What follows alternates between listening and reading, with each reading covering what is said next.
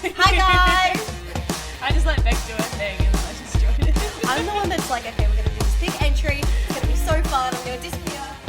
And I'm going to come back in and say, hi! But it's all internal dialogue. And Abby just Smile and nod. smiles and nods and plays with the blue tack. So Yeah, exactly. here we are. It's like, you know those like fidget spinners or like fidget cubes?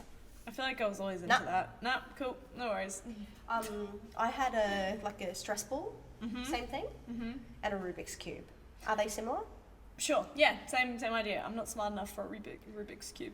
You look cute. Have you got mascara on? I got mascara. She's got mascara on! It happens like really occasionally. That's really cute. When'd you put that on? Just before. Oh! It's like every time anyone sees me when I've like showered, It's true. Brushed her hair. brush my hair, wash my hair, Yeah. it's out. Yeah. They are No, you blown look away. I think you look amazing. I think you look gorgeous. Stop it. Yeah. Anyways, now that we've given Abby enough love for the day, we're going to give you guys some love and say congratulations to every single person that has started the 8-week challenge. The games is well underway. We are so excited. Last week was really cool Yeah. with we did baseline testing, Yes, we did. which was sick. It was so fun. I just want to say the 9am mamas are like pulling through. They They're strong. surprised me more than anyone else. It was just like a lot of them had never lifted heavy before in their entire life. And so the really interesting thing is that they essentially were like, okay, cool. Let's give this a go. Let's do a deadlift heavier than what we would usually do for a higher repetition. And they knocked it out of the ballpark. Like, Absolutely. as someone that has exercised for years and years and years, It's like humbling. it's humbling. I was like, these guys are just nailing like 85, 90 kilo deadlifts. Yeah. First go. Like I'm so proud. Yeah. Like I'm just so proud. And the fact that none of them they all come in with no egos. So it's Yeah. like anything they're hitting is a win, right? Everyone in my 9am class on Wednesday PB'd in their deadlifts. it's amazing. Like I was shook. Yeah. It was so good. Yeah. So literally, well done. We are so proud of you guys, and we are so excited for what is to come. This honestly is just going to be the most amazing thing. And we've got our games coming up.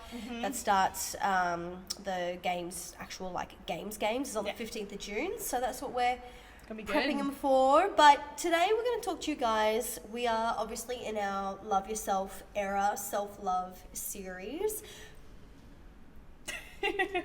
Quick pause to do our love hearts. We've done our love hearts if you're listening to this. We obviously have talked about the mind, we've talked about the body, we've talked about your soul and your spirit and how all of those things need to be looked after in different ways. And so now we're going to move more into things that you can tangibly and actively do to help you be able to have the best life. Yeah. To feel your best, to operate at your best, to look your best. And it's really interesting because the thing that we're going to talk about today is the thing that a lot of us try and resist. We try and avoid it, yeah. Yeah. I'm speaking from own personal experience. Speaking from personal experience for Abby. You were always perfect, Beck. No. Out of the womb. Absolutely not. Yeah. But I will say that I noticed the biggest change in my overall, just performance in life when I did this thing. And I made this thing part of who I am. And it's really interesting. I feel like this is instilled into us when we're kids, right? That's so true. It's the first thing that you're taught, or one of the first things you're taught as a baby is this thing. And school is designed for this. And then you kind of start to lose it at university. Yeah. Where all of a sudden you're given the ability to make your own decisions. Yeah? And that little thing is known as Drum roll. a routine. I know, it doesn't sound very sexy, does it? But it actually is very sexy. I was like, wow, we're really drawing them in. What is this thing that we're taught? It's baby. Dun, dun, dun. And it's really interesting, right? Because like you think, oh no, I just want to not have a routine. I just want to be like able to just do whatever I want to do, and I want to be free spirited, and I want to just be spontaneous and go with the flow and all those things. But when you actually have a routine and you set yourself up for success, you actually achieve a better sense of self-love, well-being, because of the fact that a lot of the guesswork and a lot of the stress is taken off your life. Yeah. So we're going to talk through what the benefits are of a routine, just to convince you that it is a good thing to do. It's necessary. Correct. It's essential.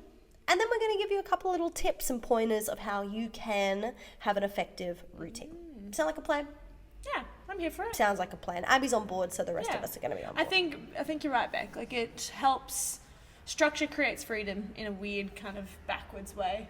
Don't you think? It does. Yeah.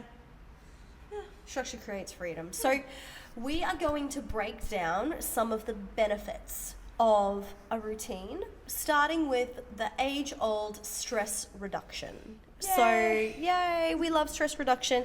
The whole world is trying to stress reduce right now. That's what we're all doing. We're all sitting in ice baths and breathing and meditating and all those things. And that's all about stress and stress reduction. So when you are stressed, you're put at higher risk of weight gain, you're put at higher risk of heart disease and heart attacks, and it really negatively impacts your overall health. However, when you have a routine in place, it actually helps reduce stress because you know what you're doing in your day. You have a structured calendar of, I get up, I exercise, or, you know, whatever you do. I do my mindfulness, I do my daily affirmations, I exercise, I brush my teeth, I have a shower, I have breakfast, I get in the car, I go to work. Like, whatever your routine is in the morning, your routine at night, you'll have a routine with your kids. So bed, bath, dinner, like all those things. You'll have routines with work. So you'll have like Monday is meeting day, Tuesday is this, like, you know, whatever it is for you. A routine takes the guesswork out of what it is that you are doing every day, which allows your mind to be focused on the task at hand. As opposed to, oh, what am I going to do? And making up, like, that creates decision fatigue, is when you're constantly having to decide, okay, what am I going to do today? What am I going to do today? Like, just make a routine. It's going to completely change the way that you feel. Yeah, I love that. It's good. I think that's been the biggest change for me for work, and what Beck's really helped me with. Agreed. This one. And no, it's been more like so for abs, for example, it's like when you go to school, you're given like, hey, this is your maths, A, B, C, like you're doing these things, and then you have morning tea, and then you do this, and you have lunch, and you have assignments that are due by this date. Yeah. Right? And then you go into work, and it's more just like, these are all your things, do them as you will. Right? And so it's about understanding, okay, like, how do I prioritize? It's all skills, right? How do I prioritize? How do I determine what to do best in my day when? When do I think the best? When am I the most tired? So when you are the most tired, do the mundane tasks that don't take a lot of brain energy, like basic admin. Yeah. You know, or something like that. Or if you know at 3 o'clock you have a slump, have that as a get up and move around time if you've got to do like photocopying or whatever it is you do in your job. Yeah. Love it. That's good. It's a good little tangible way to reuse your life, I reckon. Yeah. I think another thing that schedule really helps with, and also you should make this part of your essential part of your schedule, is like managing and prioritizing when you go to sleep and when you wake up. Oh yeah. The more consistent you make your sleep and wake up times, the higher the quality of your sleep, because your body learns its rhythm. And like, you know how if you wake up maybe early during the week and then you have a later weekend start or something, your body clock still wakes you up early, and you feel like refreshed. So I think doing that, it helps, and it helps your brain, like what is it, when you get into REM sleep, like deep sleep, it helps with your memory and your like storage in your brain, and it helps you just refresh so that each day when you wake up you feel so much better. So you decompress from the week. So all our poor mums who come in who have like not been able to get much sleep at all, they struggle and they still do the things, but they definitely, you can see a difference. Yeah. Huge difference. It aids in you just being better in everything you do. So you need to sleep. You need to, and they say that it's so much better if you can to go to sleep at the same time and wake up at the same time every day. I know that's a little bit harder, like especially if you're up super early. You don't want to do that on a Saturday, so I get that. But if you can get as close to those wake up times as possible, your body does get in. We are creatures of habit. Our body thrives on routine and it thrives on structure. So that's a really important thing. I think it's like especially important is when you go to bed. Like waking up obviously might change depending where you need to be and whatever. But going to bed at the same time, I think is the thing it's the most important, because your body learns when to wind down. And if you get to that point and then push through and you're up and your brain's whirring and it's like go time, when do you switch off? Exactly. So, and another really important thing when it comes to routine is food, eating healthier. So having a routine helps you to actually eat healthier. So when you don't create a structure in your week, odds are you don't grocery shop, you don't meal prep, you don't plan your week out or even your day out, which means it leads you to buy last minute, buy fast food, buy at cafes, restaurants, which means you generally make worse decisions. So you make obviously poor health decisions and you end up spending a lot more money. This is true. Because you're just buying things on the willy-nilly, and smart girls are good with their finances. Smart girls know their numbers. So it is really, really important for you to have a routine when it comes to your diet. It sets you up for success. It takes a lot of the guesswork out. And when you actually plan your meals in advance, you save so much time and so much money. It takes stress out because you know what's for dinner, you know what's coming up. It's really, really important for you to add that into your week. It's so much more time efficient too. Like when you can use your time so much better to be like, it took me this long to meal prep, but that's breakfast for every day. Oh my gosh, I save half an hour every morning. Like Exactly. It's so much better. And you can kind of use those things too, like those little snippets of time that you might have used for like prepping on the spot or whatever, use it for your exercise or use it for, I don't know, your mindfulness, your journaling, your breath work, you're like these little snippets, take them because it makes life so much easier, which kind of leads into staying active in your routine. Yay! Our favourite! It's so good. Imagine if our schedule had no times on it. Just rock up whenever and train. Whenever you want, guys. No. 24/7. That, I think that's the good thing I think I really love about group fitness is that, like, you have a time.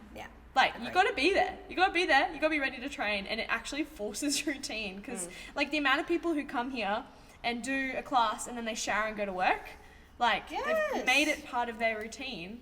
I think just putting it in your routine and in your life and making it a non-negotiable is really important. I remember we chatted about this a while ago, but also when the hours after you exercise are some of your most productive. The 3 hours after you exercise are like some of your most productive hours.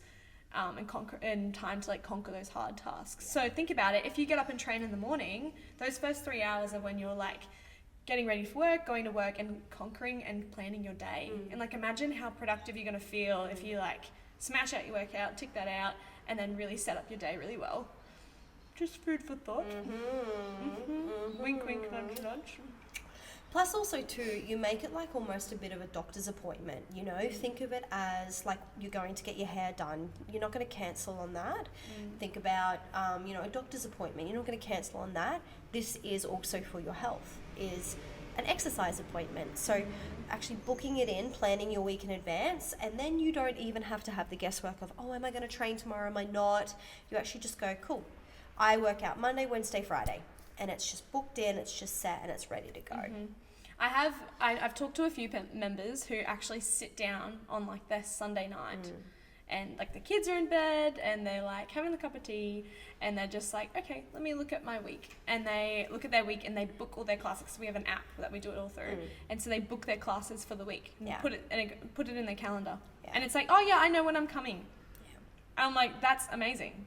It's rather than just like waking up and going, how do I feel? It's actually, no, I've booked it in. I've made a commitment. If you wait and see how you feel, you will never come. Trust me. Yeah. 5 a.m. brain is never coming to the gym. What is it? Motivation versus discipline? Correct. Yeah. Sometimes, like, discipline, if you nail your discipline and you get into routine and habits, that will always win over motivation, because motivation ebbs and flows all the time. Yeah, absolutely. But we do want to acknowledge the fact that everyone is different. Just because a specific routine works for someone, it may not work for you. So it really is about finding what is best for you. Yeah. We understand that life is crazy, life is big, life is busy. You've got unpredictable things such as babies and things like that in your life, where sometimes you can have the best of intentions, yet you still do feel like, oh man. So we do have a couple of pointers and a couple of tips around how you can kickstart a routine in your life, how you can do what you can with the time that you have and the resources that you have. And something that's really, really important to remember is that you do not have to have an all or nothing mentality. Start with one thing. So for example, if you've decided, okay, the next 6 months I'm going to look after myself and I'm going to be healthy, maybe start with just moving your body every day. Do that for a month and then incorporate healthy eating. You know, or, you know, whatever that time frame is for you. Or start by prioritizing your sleep. You have the same bedtime every night, and then you're going to start to add in that morning activity, because you've gotten some good sleep now. You've got a good sleep routine. Let's look at activity. Let's put training into your routine. That's good. I would get better results if I ate well. Okay, let's do that. Let's add that in, you know. So it is one thing at one time, and that will then help you be more successful long term. Yeah, I think it's definitely like everything aids each other. Like it's a bit of a snowball effect. Yeah. And like once you get the ball rolling, then you're like, oh, what else can I add in? What else can I add in? But the foundation's so strong that it's like, it's actually okay. It's not so scary. And if your sleep's better and your eating's better, this is just examples of things you can add in. If those are better, then you're actually going to be operating better to be able to conquer a new thing. Yeah. So it kind of just keeps going up. It's exciting. Yeah. Yeah, I think part of that is like planning as well. Just being like, I don't have to put everything in, but I've got to do something. And what do they call it? Like SMART goals. This is testing me. Specific. Yeah. Measurable. Yes. Attainable. Yeah. Realistic. Yes. And something about time. Timely. Timely. Yeah. Oh.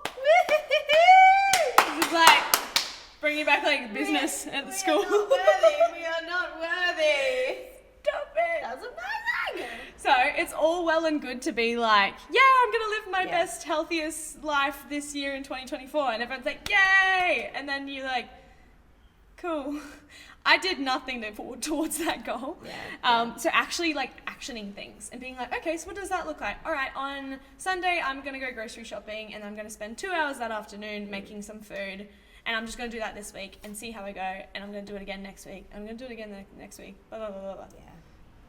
And it's specific, it's measurable, attainable, realistic, timely. Correct. All those things. You're so smart. Oh, my heart was beating so fast. And I think it's really important around all of this is to understand that all of this starts with your mind.